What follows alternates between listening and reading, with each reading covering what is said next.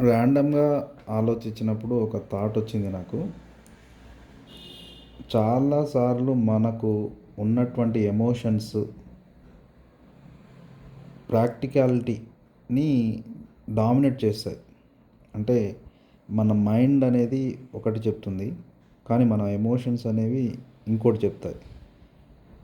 అయితే ఎమోషన్స్ అనేవి ఎంత బలంగా ఉంటే మనము ఆ డెసిషన్స్ అనేవి తీసుకోవడం జరుగుతుంది. కొన్నిసార్లు ఆ డెసిషన్స్ వల్ల మనకు మంచి జరుగుతుంది. కొన్నిసార్లు ఎమోషన్స్కి లోనై తొందరపాటులో ఆ డెసిషన్స్కి మనం తీసుకోవడం వల్ల మన లైఫ్లో చాలా చేంజెస్ వస్తాయి. అయితే ఎమోషన్స్ అనేవి అందరికీ ఒక విధంగా ఉండవు. వాళ్ళ యొక్క ఇంటెలిజెన్స్ బట్టి, వాళ్ళ యొక్క మైండ్ యొక్క పరిపక్వతను బట్టి, వాళ్ళ మైండ్ ఆలోచించే విధానం బట్టి ఆ యొక్క ఎమోషన్స్ అనేవి ఉంటాయి. మామూలుగా ఎక్కువ ఇంటెలిజెంట్ పీపుల్స్కి ఎమోషన్స్ చాలా తక్కువ ఉంటాయి. వాళ్ళు ఏ విషయాన్నైనా ప్రాక్టికల్గా ఆలోచిస్తారు. సో వాళ్ళ డిసిషన్స్లో ఎమోషన్స్ అనేవి ఎక్కువ రోల్ ప్లే చేయవు. కొద్దిగా ఇంటెలిజెన్స్ తక్కువ ఉన్నప్పుడు, కొద్దిగా షార్ప్గా లేనప్పుడు వాళ్ళలో ఎమోషన్స్ అనేవి ఎక్కువగా ఉంటాయి. ఎనీ ఎమోషన్, ఇది హ్యాపీనెస్ అయినా కానీ, లేకపోతే సాడ్నెస్ అయినా కానీ, యాంగ్జైటీ అయినా కానీ, డిప్రెషన్ కానీ, ఇలాంటి ఎమోషన్స్ అనేవి కొద్దిగా ఇంటెలిజెన్స్ తక్కువ ఉన్నప్పుడు వాళ్ళలో ఈ ఎమోషన్స్ ఎక్కువ ఉంటాయి.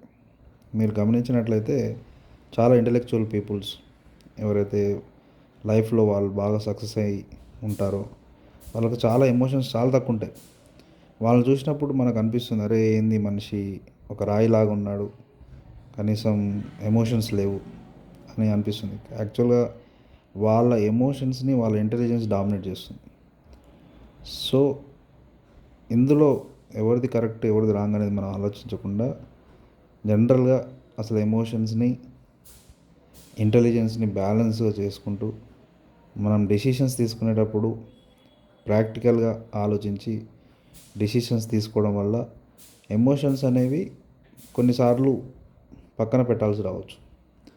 ఒక సిచ్యువేషన్కి ఎదురైనప్పుడు నీ ఎమోషన్స్ని పక్కకుంచి దాని గురించి కొద్దిగా డెప్త్గా ఆలోచించి డిసిషన్స్ తీసుకున్నప్పుడు ఖచ్చితంగా ఏదైతే పని నువ్వు చేస్తున్నావో ఆ పనిలో నువ్వు సక్సెస్ అనేది సాధించడానికి ప్రాబబిలిటీ ఎక్కువ ఉంటుంది.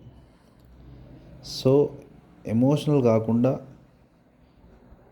ఇంటెలిజెంట్గా మైండ్ని యూజ్ చేసి ఇంపార్టెంట్ డిసిషన్స్ని, లైఫ్లో కొన్ని డిసిషన్స్ అనేవి చాలా ఇంపార్టెంట్ డిసిషన్స్ ఉంటాయి. అలాంటి నిర్ణయాలని ఎమోషన్స్ లేకుండా తీసుకోవడం అనేది బెటర్ అని నా ఆలోచన. మీరేమంటారు?